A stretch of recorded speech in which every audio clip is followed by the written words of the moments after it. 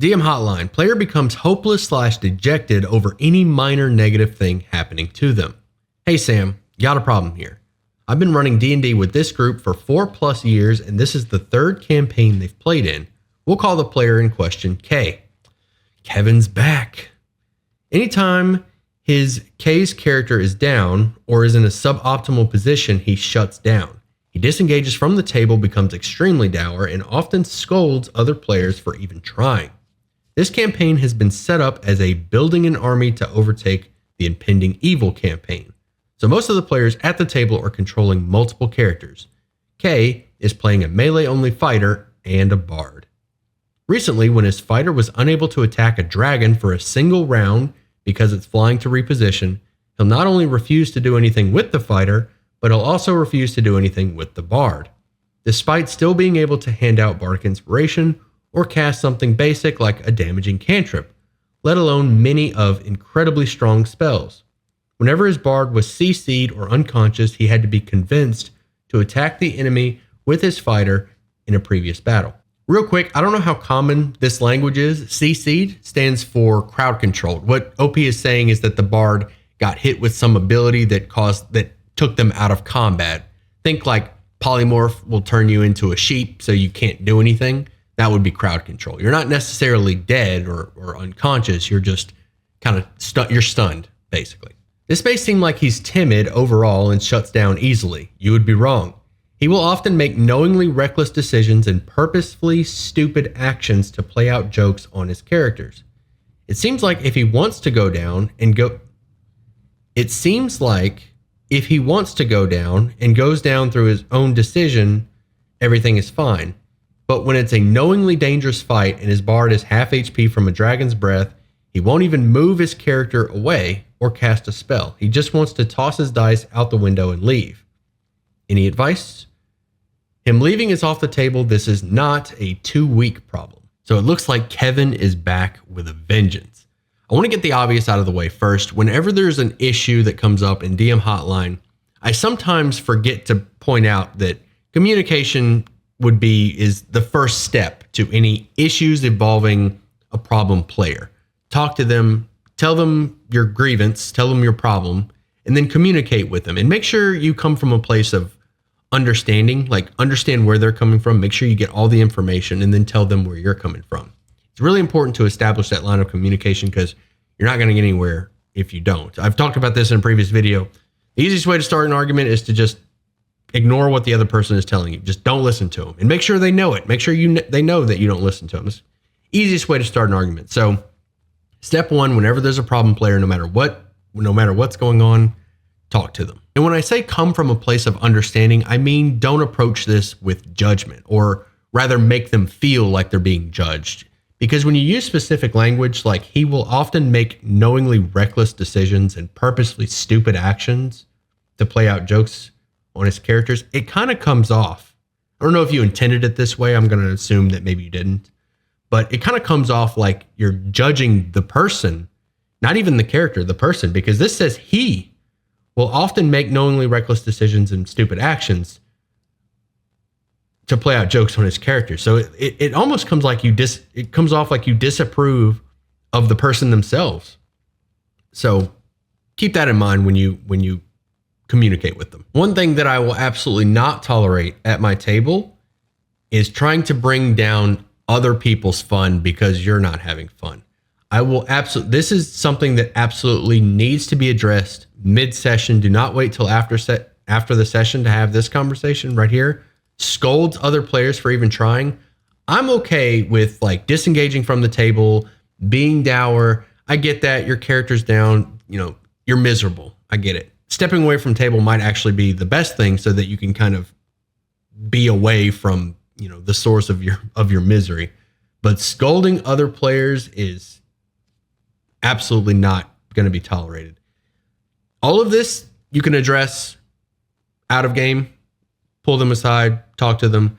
But this right here needs to happen. This conversation needs to happen mid-game as it's happening, when it happens. So for example, maybe it's the wizard's turn. The wizard's like, okay, I see the dragon flying. I'm going to cast magic missile at it. And Kay says, there's no point.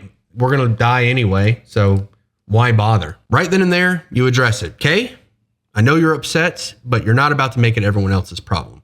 Go grab a snack, go take a break for a second, cool off, and then come back. The reason you do this right away is because this kind of attitude is contagious and it will bring down the entire table. If he's extremely dour, it's going to bring down everyone else if he starts trying to inflict it on others like a virus. So as DMs, we kind of act like this.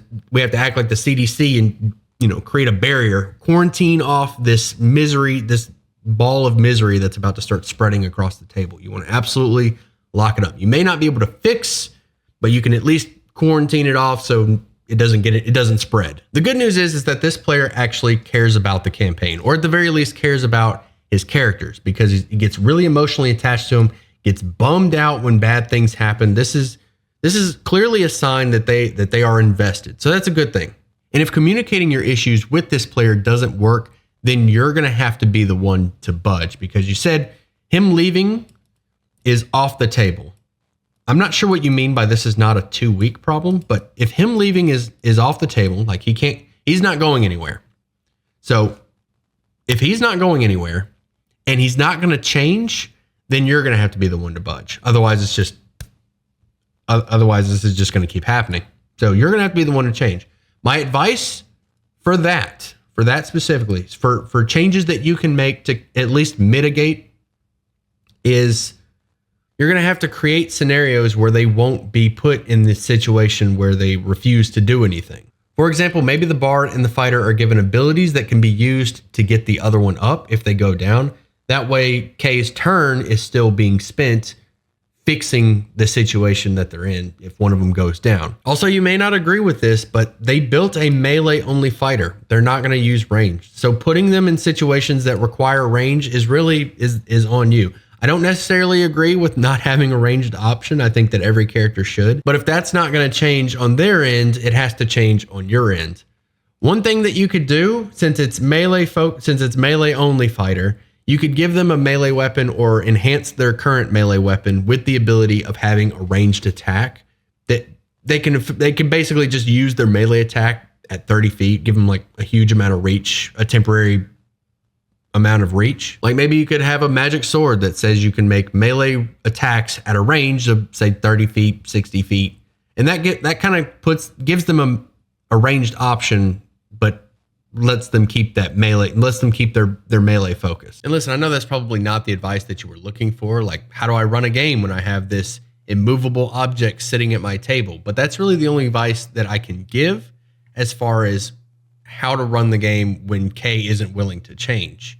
The only other advice I can give is how to change Kay. And the thing about changing another person is it can't be done externally. All change within a human being happens, within a human mind, happens from within. It's how they internalize the things that are going on around them, and how they take in that information and kind of, manipulate it within themselves. So there's no combination of words that I can give you that you can take over to Kay and say to Kay in order to change them.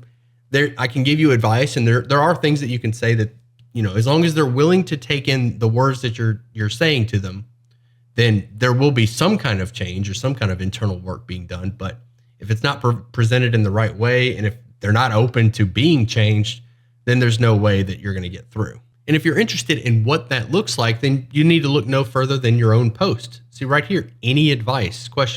You went through the effort, you went through the trouble, you joined the subreddit, you typed out this post, you asked the question, any advice. People watching this clicked on the video. That's a sign that you're open to input. That's you're ready to internalize what I'm about to say to you. It may not necessarily be the change that I want to happen. The words that I use may not change you the way that I plan them to, but one way or another, you're open to input by listening to what I'm saying. You're going to internalize those, and then some change is going to happen. That change could be, I don't agree, I'm going to go look for information elsewhere, or that change could be, I guess he's right, I'm going to have to plan accordingly. And the reason I bring all this up is because Kay is going to have to be in the position to accept input from you in order to make changes on how they play the game. Otherwise, they're just going to dig their heels, and you're just going to be talking to a brick wall, and the problem is just going to get worse. So Kay has to be willing to change before that change can happen. Otherwise, it's back to the advice that I gave before. Give them a cool sword. Don't knock their characters down. and give them what they want. It's really all you can do.